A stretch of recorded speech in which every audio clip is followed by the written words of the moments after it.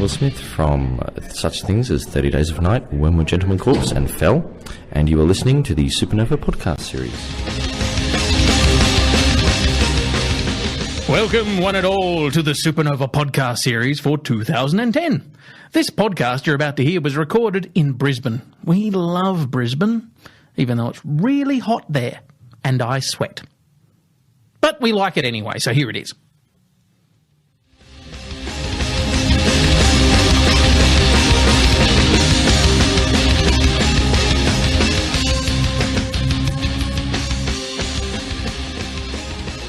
Gentlemen, here at Supanova Brisbane 2009. He is one of the most dapper gentlemen I have had the great fortune to meet. Please make him feel very welcome, all the way from Mexico, Jhonen Vasquez.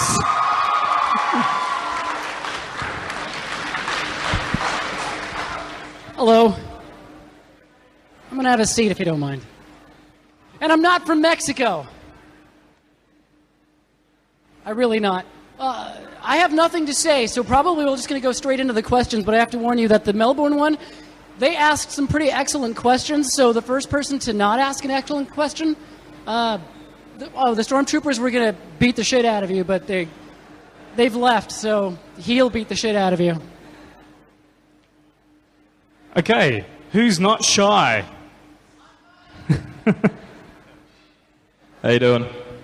I'm not doing so great. How are you? Probably doing better, I guess.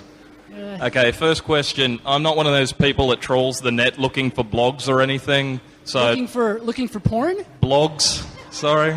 Yeah, no, not that particular type of porn anyway. But anyway, my question is, why the sudden drought for years now and no work? Have you been busy doing other things, or...? Yes. I have been busy doing other things, but I'm not doing very readily visible work. You know, I'm not doing stuff that's getting published. It's more sort of development work sometimes for features or stuff like that can stay in development hell for an eternity. So when I get those emails saying, why are you sitting on your Zim pile of money, from the Zim lip balm and the Gur slippers, I'm sort of like, fuck you. It's like, I'm working, man. I don't have to work for you. Who do you think you are, Not that I'm angry about it. It's just that, I finished up some work. Did you hear about that?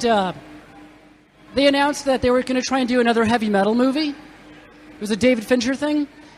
I'm part of that. I actually have I would have a segment in the movie, about 8 minutes of animation. It's all CG, and the past couple of months, that's what I've been working on.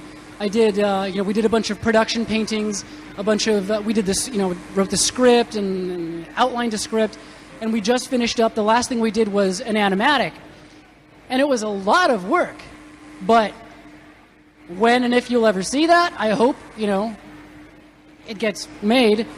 I can't say. So I'm working. It's just not anything that you can pick up off on the shelf right now. Next question, please. And it feels very quiet. All I hear is this howling machine hum. Hi. Out of all the characters that you've written for, which one do you enjoy writing the most? Could you repeat the question? Out of all the characters that you've written, which one do you enjoy writing for the most? Probably Devi. She's asking, can you hear the questions? I'm going to try the volume a bit. I can barely hear, and I don't think they can hear. Keep talking, please. Hello? I hate this. Hello? There you go. Okay. She's asking which of my characters is my favorite to write for, and I said it was Devi from I Feel Sick.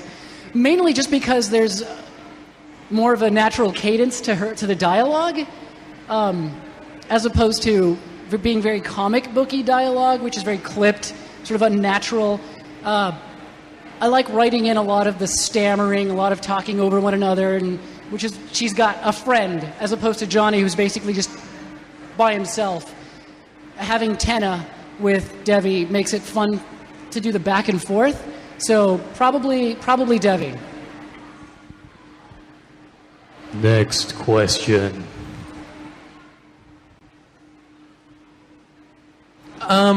With the TV shows like Ed, Edd and Eddy and Invader Zim, often they seem to get away with a lot more than the ratings usually would be for. When it comes to the ratings department, what kind of struggles did you have with that with Invader Zim? Oh, you're talking about like the standards and practice. They called it standards and practice on Zim. They were the guys that would basically go through the scripts and the episodes, checking for inappropriate material. We got away with a lot. I mean, most of the trouble that we had were for bizarre, I don't know, things that I didn't understand really.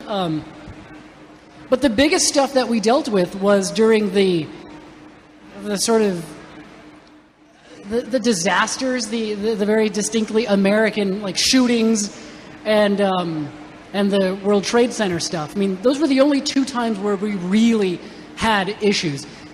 Other times, they were things that I completely understood, like killing characters, and they're sort of like, well, this is a kid's show, you can't kill characters. And I'm like, I killed characters when I was a kid, but apparently, for general audiences, it's not done, for a show that's in between. At the time, it was in between a show called Rocket Powered, which was about these horrible little kids that were extreme and they looked like they ate Doritos all the time.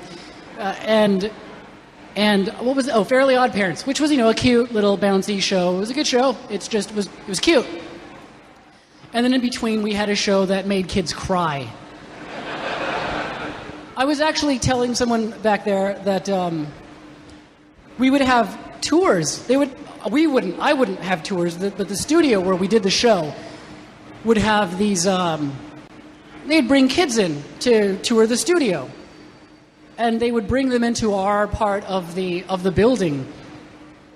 And the people that would conduct the tours would kind of complain about some of the posters and stuff that we had on our walls. Because we had, like one of the guys had this printout of Linda Blair in full-on satanic possession, just the pea soup just dripping down her face. And they'd bring kids in, and the kids would go,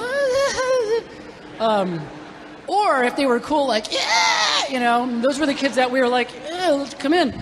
And then they'd never be seen again. But, we'd get that sort of thing, and we're like, no, we're not going to take these down. This is our office. This is where we work. We're not Universal Studios. We're not, just leave them out of our side of the building, which they eventually did. I love that they took us off the tour. But they would bring the tour in usually to the lounge area of our offices, and they would show them some of the stuff that we'd been working on. So we'd be in our offices writing, or usually not writing, and we'd just be waiting, because we could hear the episode being run in the background. So we'd just be listening for key sequences. And a typical viewing, there'd be about, 12 or so little kids. Little kids. And they were showing, one of the episodes was Dark Harvest. And towards the end, when Dib is running, and it just turns, it's not even funny anymore. It's just a full-on horror movie. We would just hear the kids. The laughter would, kind of peter out. And then there would just be dead silence, so we could hear the episode running pretty clearly. And then we'd just hear the first, and then it gets quieter as they escort the kid out, And we'd be in the office just basically going, yes! Fuck yes! I hate children! So I don't know that it was so much a censorship as much as a shame in what they'd produced, which is a pride. It's a point of pride for us, but yeah. Hi, do you ever suffer from artist block, and if so, can you recommend any cures? Do I ever suffer from artist block? No. Sorry. You're fucked. Sorry. No, my problem is I'll wait too long to work on something, and while I'm waiting and thinking about this idea, I'm coming up with other ideas. So when it comes time to sit down and work on something, it's not so. It's kind of a blockage in that there's so much shit that in my head that I want to work on that it becomes very daunting to pick just one. Meaning I don't do anything. And so I'm like, I know what'll help. I'll sit here and play some Call of Duty and that will clear my head. And then I'm not working at all. So in terms of the closest thing I can sort of relate that to is having, like when I'm drawing, if it's specifically drawing, that's when I have probably the most trouble. Because I'm specifically trying to pick the best image. And so I'll get trapped in sketch hell before I do a final. And then I won't do the final forever because I'm like, well, I could do it like this, I could do it like this. But long story short, no, I don't have writer's block, and I feel for you. You should just give up.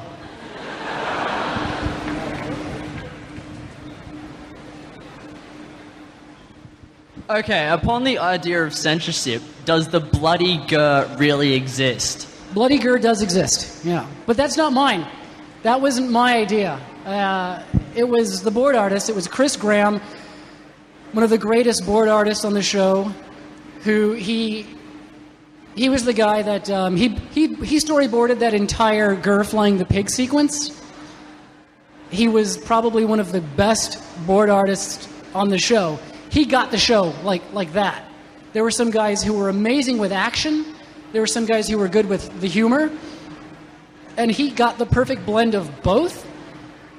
And he came up to me and he showed me this drawing that he did. A couple of the guys came up and said, hey, we want to sneak in this image of GER covered in blood to flash into some of the episodes. And all I did was go, okay, whatever. Yeah. Signed off on it, and I don't even know which episodes that the bloody GER is in. It's so these guys probably know more than I do about that. But yes, it does exist. Hi, I was just wondering, the pilot for Invader Zim, was there someone just a little bit twisted working at Nickelodeon who read like Johnny and Squee and went, fuck yeah, we'll get this guy to do a kid's cartoon? They said it exactly like that too. They're like, fuck it, I don't care anymore. I don't care about my job. Let's give this guy a cartoon show for kids. Burp. Honestly, I think it was a woman named Mary Harrington. She was the executive producer on the show. And yeah, she was aware of my comics, but I don't know if she read the comics. I think she saw Squee, which on the surface is very cute, big eyes and, cute little kid character. And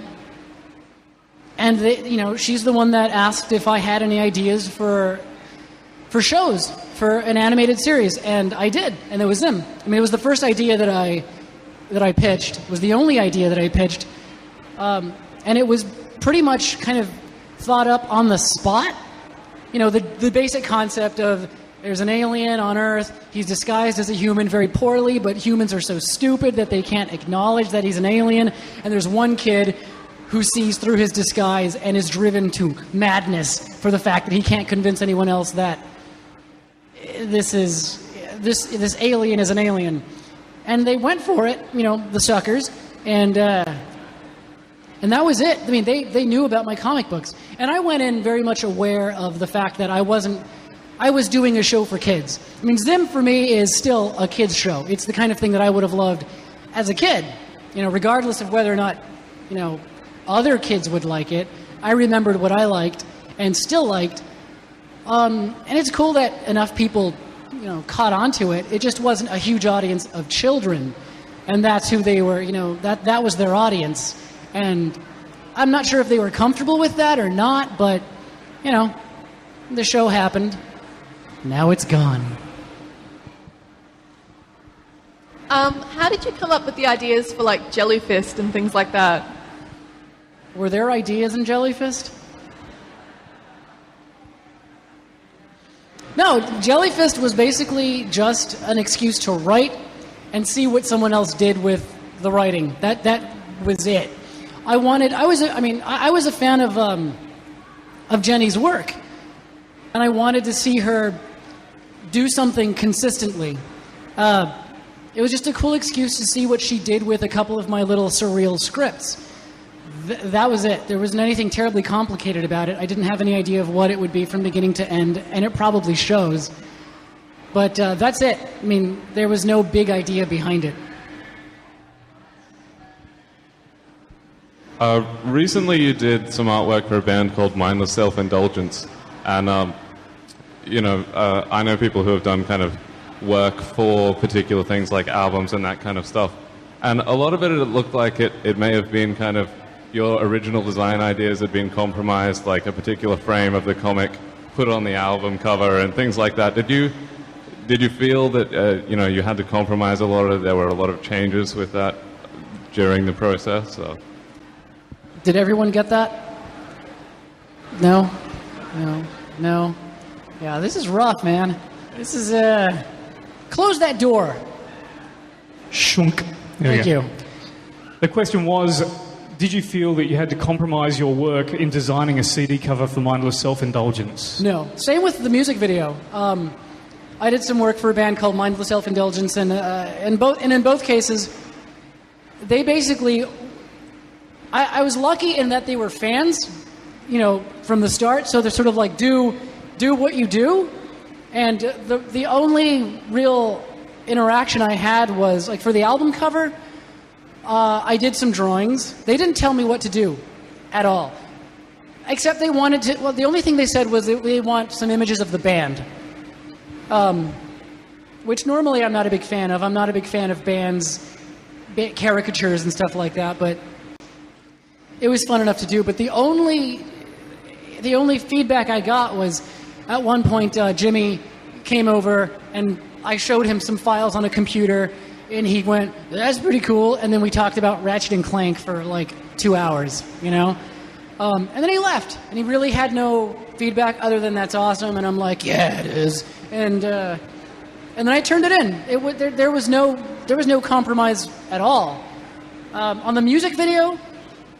The video was compromised, but not during the making of it. It was after we made the video, someone felt that the band should be in the video, because what we shot didn't have any of the band in it. And they filmed some extra material with the band singing very sort of lifelessly and kind of jammed it into the video. And that was unpleasant, but in terms of my working on the video, no, it was pretty smooth sailing. Next question.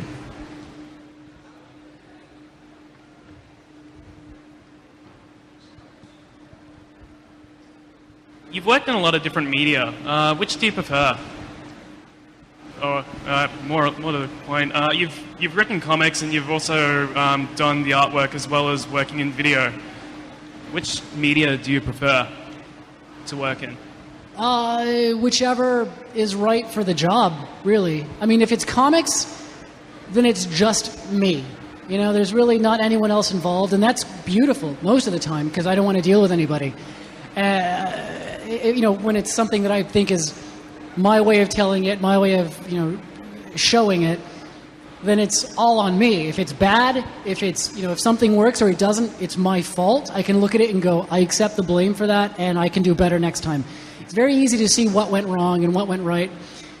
As soon as you start involving other people, things get complicated, but also that introduces a certain energy that you wouldn't have on your own.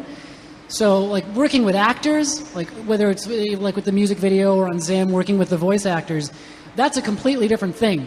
There's really no comparing the two. It's fun having people who kind of get what you're going for and can make a complete fool of themselves along with you, but then you have people who aren't on the creative side who are basically going, yes, no, we'll allow this, we won't allow that, and that's not very fun at all. But that sometimes, again, forces you to find solutions to things that you normally wouldn't have had if you were if you had free reign, like the Iggins thing where he flies, and they had an issue with a character dying, and we're sort of like, how can we make it so he doesn't die? We make it so that he's now superhuman and can't die. But I don't think I have a favorite. I think I just have things that I'm more interested in doing now. Like, I'd love to work with actors more. I want to do more live action stuff. So, hopefully, in terms of a favorite, nothing yet.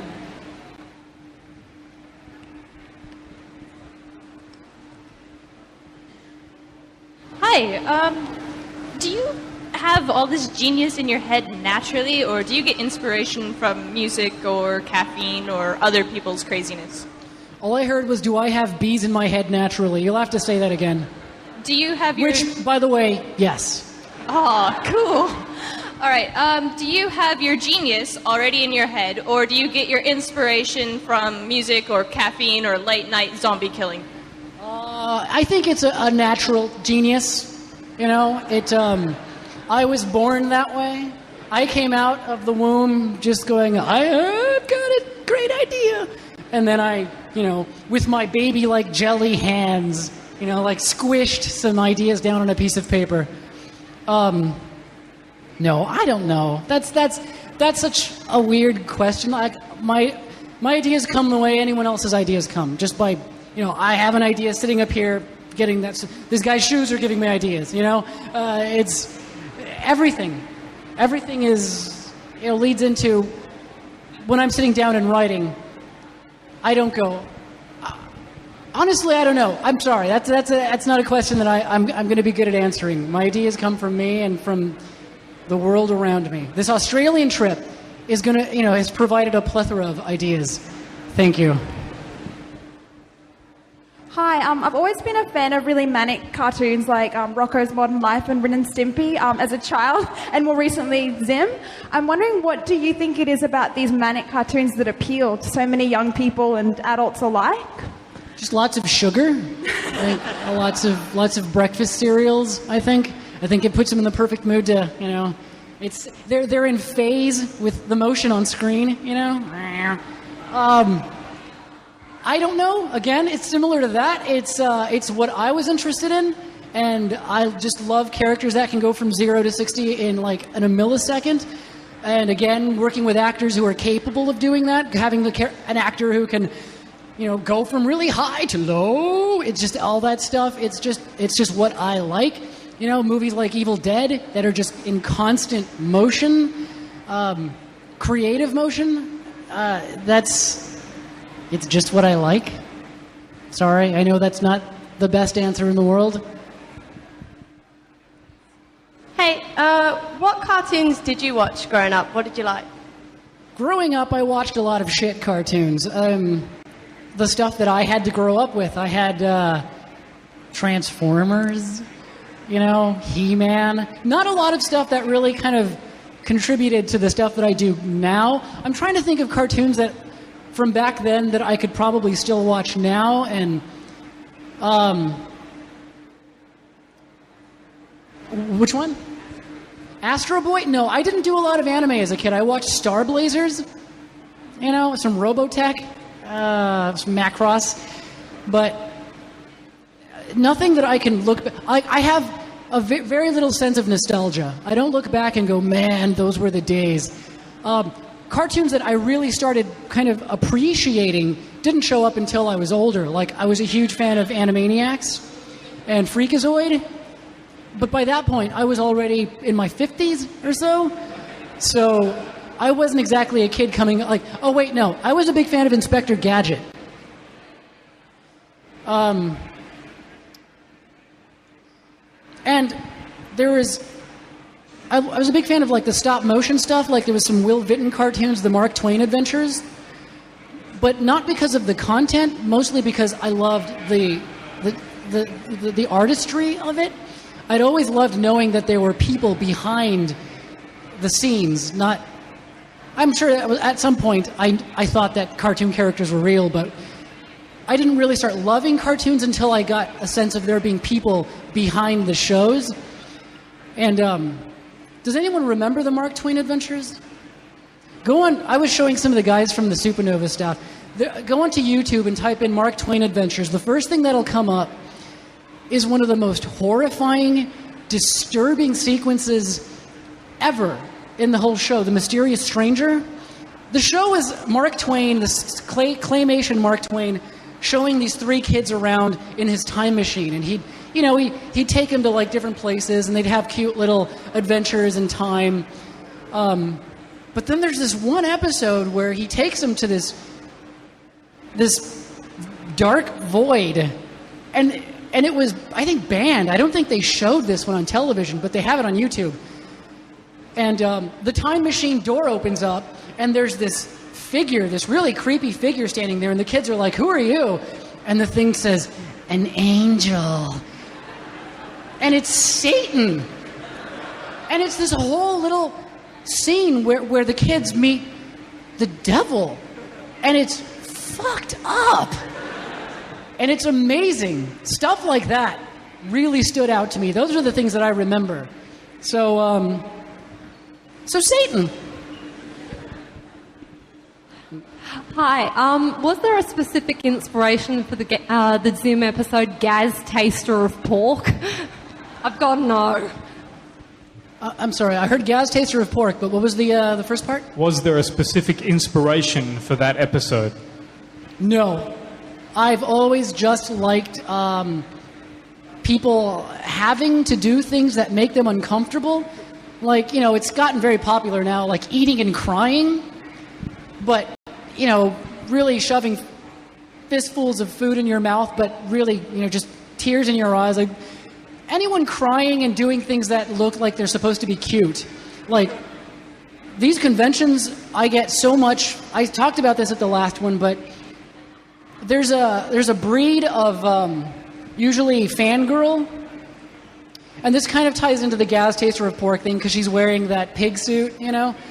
There's a breed of fangirl that comes to these things dressed in something very festive. I don't know, some anime character that I don't know, or a Pikachu or something, and they're full on puffy costume, looking miserable.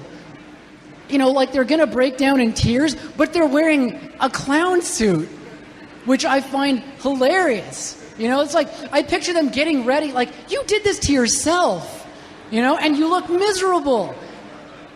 I picture them getting ready, in their bathrooms, and they're putting on their, big cat ears and their fluffy paws, and they're like, ooh, ooh, putting, the big costume and the feet. Ooh, I hate myself. Oh, shoot me. And to me, that's the peak of comedy. So Gaz eating and being furious is funny to me. What was the inspiration for the creepy teacher from Invader Zim? The creepy what? The creepy teacher. How she always slid up and was like to the kids. The teacher. What was the inspiration for the creepy teacher? The creepy T-shirt? Teacher. The teacher. Oh, Ms. Bitters. Just Yeah. teachers. That is from life. That's just having English teachers or people who had dreams of, being playwrights who are now teaching middle school and who hate you. And I had a couple of teachers who just seemed utterly miserable being teachers. And Ms. Bitters is that. We never really got into it, but she was going to be a character who would always have... If some kid... There was going to be a running gag where if a kid was talking about something that he wanted to do, he wanted to be an astronaut, Ms. Bitters also wanted to be an astronaut and would go into a flashback of when she wanted to be an astronaut and it went horribly wrong, and therefore she's bitter about everything that these kids want to be. I think there's just this idea of loathing the hope and potential in children, and I thought that'd do well in a kids show. But we didn't really, mind the material all that much. Hey, there are so many weird rumors about you online that describe things you've done, like eating live chickens and throwing jelly at children. Yeah. I was wondering... There's also one where I'm a midget. Oh, yeah, I love that one. But do you enjoy these rumors? Like, just the way they give you this greater-than-life personality? Or are you kind of over it? honestly, the version of me that exists on the internet is so much more interesting than the version of me that I have to live with. You know, I'm a cocaine, addicted midget. But yeah, I kind of enjoy that stuff. I see those things online, and the last thing that I want to do is respond. I don't tend to respond a lot to things about me online. It's just not. I don't care that much. But I am interested in seeing how people perceive you. Like, you can do the slightest thing at a convention like this. Like, if you're going to the bathroom, if you're walking to the restroom, and you really have to go. Like, I probably will after this.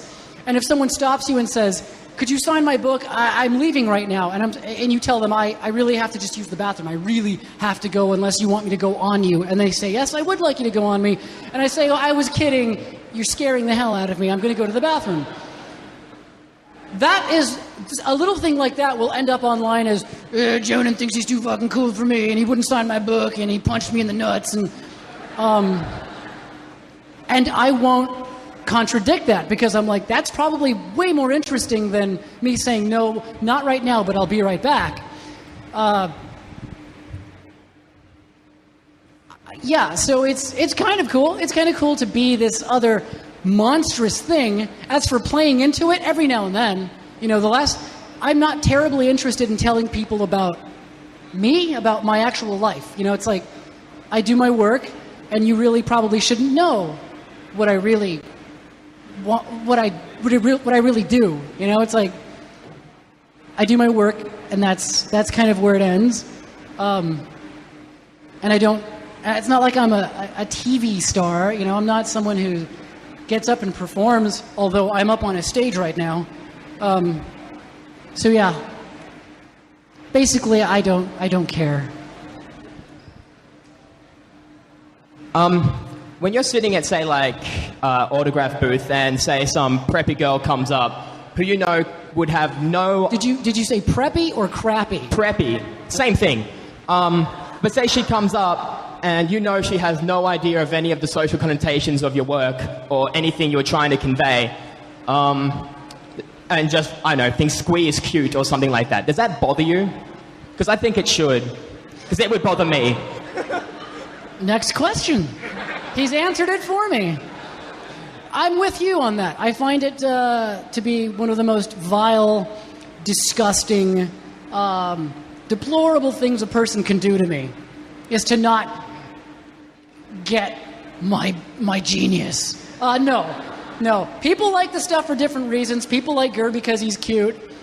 I like him because he could probably bite your head off and then just do a little dance, He's physically cute, but, he's a little mad thing. That kind of fan person that you're talking about sort of popped up with Zim, because it brought in a much broader audience. And oftentimes these are people that I don't come from that, but I'm not going to tell them, get out of my line, in her nuts, which she has. Because I've noticed that all the Zim Girl fans have testicles that develop because of the show, specifically so I can kick them. And they're really short. We've got 5 more minutes with Jhonen.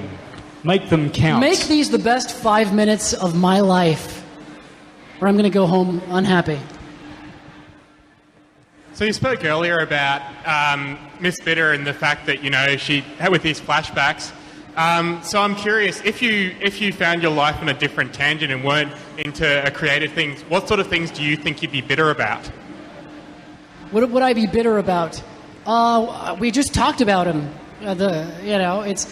It's not so much a bitterness; it's a strangeness. I never saw myself as being a kids show person, and so that has made things very difficult in a certain way when I try to do other work, because people will contact me and go, "Hey, we like what you do. Do you have any other ideas?" And I'm like, and I'll go with some horrifying, far more adult idea, and they're like, oh, we would like something more like Zim, and it's a little frustrating. It's very frustrating because I don't want to be synonymous with children, you know.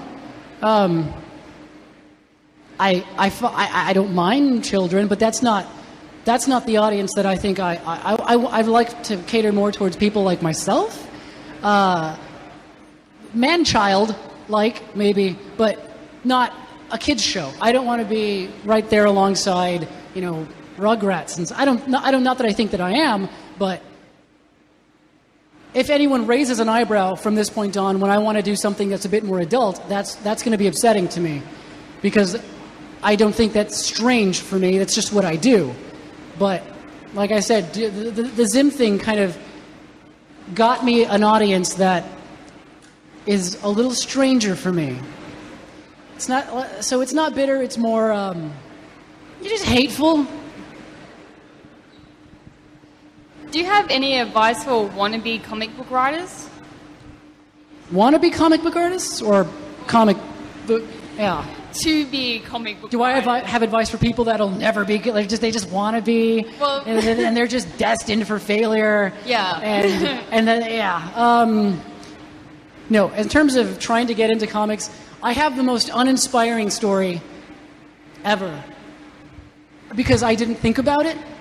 You know, I've talked about this a couple of times where all I did was, like, I already did comics, I drew, I did all that stuff, not because I thought I was going to be a comic book artist, but because it's what I did, you know, for my entire life. I was telling stories and drawing the stories, and when I found out that there was a comic book shop that was in the same city, just a few miles away, I just got it in my head to put some stuff in an envelope and drop it off at Slave Labor, my publisher.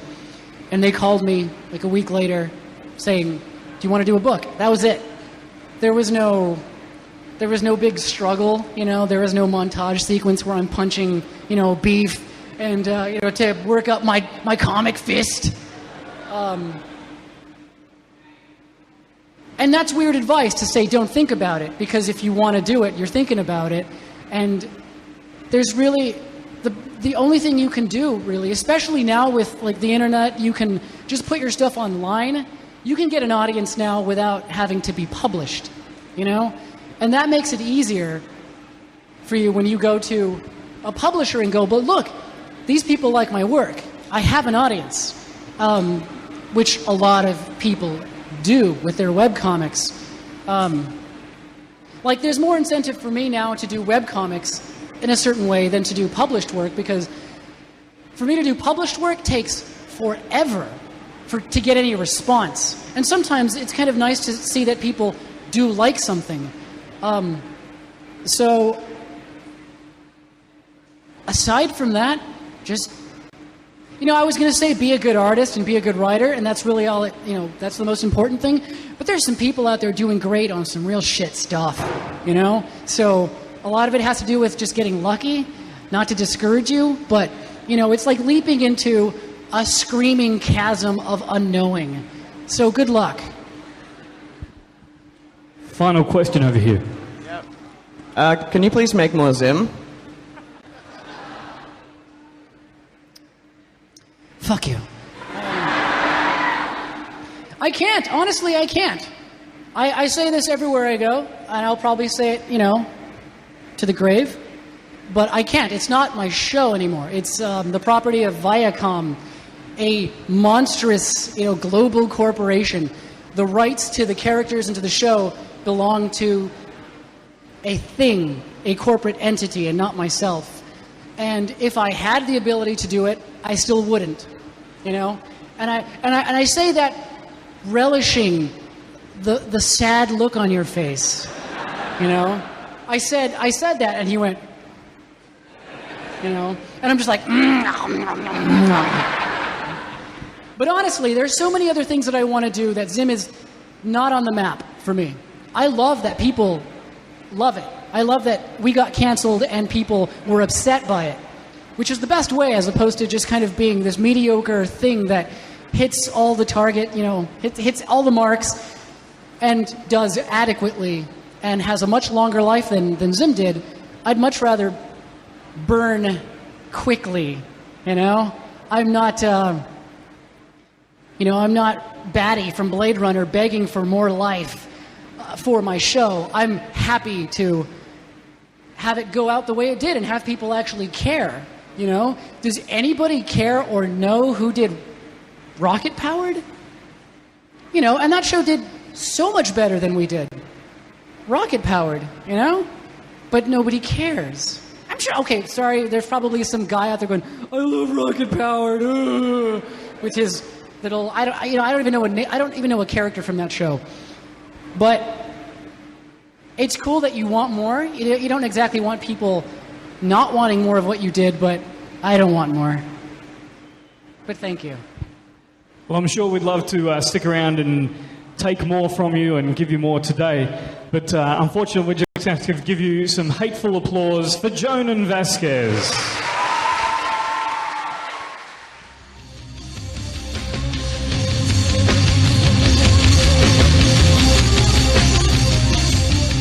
Thanks for listening.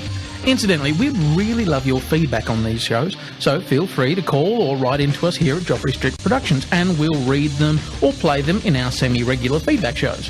The email is new, and it is feedback@supanova.com.au. So that's feedback@supanova, supanova.com.au. And the voicemail line in Australia is 02 8011 4365. So, thanks for listening. The Supanova podcast series is a Joffre Street production. Today's music was provided by Piercing Silence. Check them out at myspace.com/Pierce the Silence.